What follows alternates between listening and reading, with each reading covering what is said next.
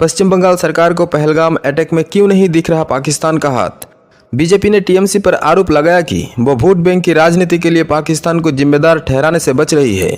आरोप है कि ममता बनर्जी ने 30 से 33% मुस्लिम वोट बैंक को खुश करने के लिए जानबूझकर ऑपरेशन सिंदूर का जिक्र नहीं किया।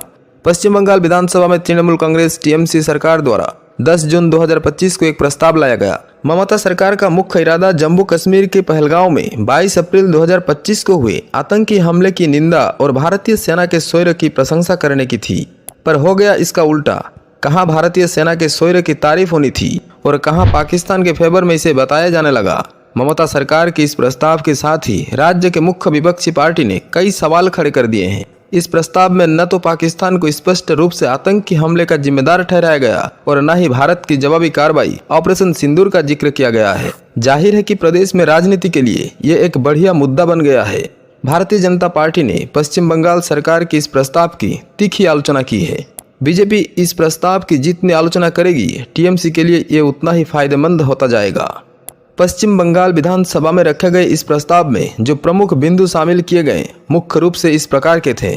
प्रस्ताव में 22 अप्रैल 2025 को पहलगाम में बेसरन घाटी में हुए आतंकी हमले को क्रूर और अमानवीय करार दिया गया, जिसमें 26 लोग मारे गए, जिनमें से 3 पश्चिम बंगाल के थे।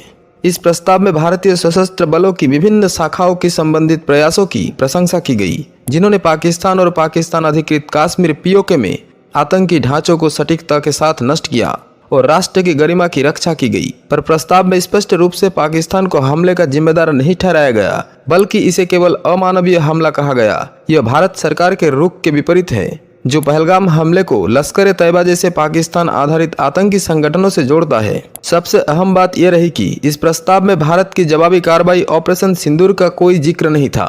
दरअसल बीजेपी के दर्द का असली कारण यही है। भारतीय सेना ने 7 मई 2025 को पाकिस्तान और पीओके में 9 आतंकी ठिकानों को नष्ट किया, जिसमें 100 से अधिक आतंकवादी मारे गए। प्रस्ताव में इस तथ्य को भी नजरअंदाज किया गया कि पहलगाम हमला पर्यटकों को लक्षित कर किया गया था, जिसका मकसद कश्मीर के पर्यटक अर्थव्यवस्था को नुकसान पहुंचाना और धार्मिक आधार पर तनाव पैदा करना था।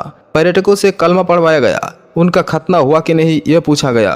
क्या प्रस्ताव जानबूझकर राजनीतिकरण किया गया? पश्चिम बंगाल सरकार के इस कृत्य के पीछे कहीं न कहीं राजनीतिक मंशा ही रही होगी, इस बात से इनकार नहीं किया जा सकता है। बीजेपी विधायकों, विशेषकर विपक्ष के नेता शुभेंदु अधिकारी और विधायक अग्निमित्रा पल ने इस प्रस्ताव की कमियों पर सवाल उठाए हैं। शुभेंदु अधिकारी ने पूछा कि प्रस्ताव में ऑपरेशन सिंदूर का नाम क्यों नहीं लिया गया, जो भारत की आतंकवाद विरोधी नीति का एक महत्वपूर्ण हिस्सा था। बीजेपी ने टीएमसी पर आरोप लगाया कि वो वोट बैंक की राजनीति के लिए पाकिस्तान को जिम्मेदार ठहराने से बच रही है। अग्निमित्रा पॉल ने कहा कि ममता बनर्जी ने 33% मुस्लिम वोट बैंक को खुश करने के लिए जानबूझकर ऑपरेशन सिंदूर का जिक्र नहीं किया। दरअसल पश्चिम बंगाल में अगले साल विधानसभा चुनाव होने वाले हैं। ममता बनर्जी के नेतृत्व में टीएमसी 3 बार से लगातार सरकार बना रही है। दूसरी तरफ भारतीय जनता पार्टी ने भी इस राज्य में बहुत तेजी से अपनी पेठ बनाई है। इस बार बीजेपी भी अपनी पूरी शक्ति से पश्चिम बंगाल में लगी हुई है। जाहिर है कि ममता बनर्जी के लिए बहुत बड़ा चैलेंज है चौथी बार सत्ता में आना। पर पश्चिम बंगाल में 27 से 30% मुस्लिम आबादी पर टीएमसी का कब्जा है।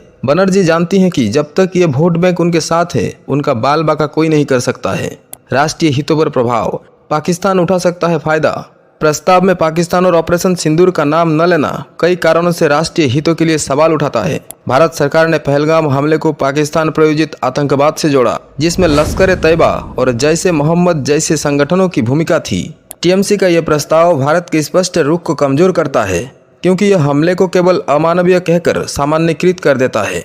जाहिर है कि इस प्रस्ताव में पाकिस्तान फायदा उठाने की हर संभव कोशिश करेगा। पाकिस्तान लगातार अंतर्राष्ट्रीय मंचों पर आतंकवाद के आरोपों से बचने की कोशिश करता है। इस प्रस्ताव में उसका नाम न लेना पाकिस्तान को यह दावा करने का मौका देता है कि भारत के भीतर उसकी भूमिका पर एक रूपता नहीं है। यह अंतर्राष्ट्रीय समुदाय में पाकिस्तान की स्थिति को मजबूत कर सकता है, खासकर उन देशों में जो भारत पाक तनाव को तटस्थ दृष्टिकोण से देखते हैं। पाकिस्तानी मीडिया और सरकार इस प्रस्ताव का उपयोग यह दिखाने के लिए कर सकती है कि भारत का एक प्रमुख राज्य पाकिस्तान को आतंकवाद से नहीं जोड़ता है।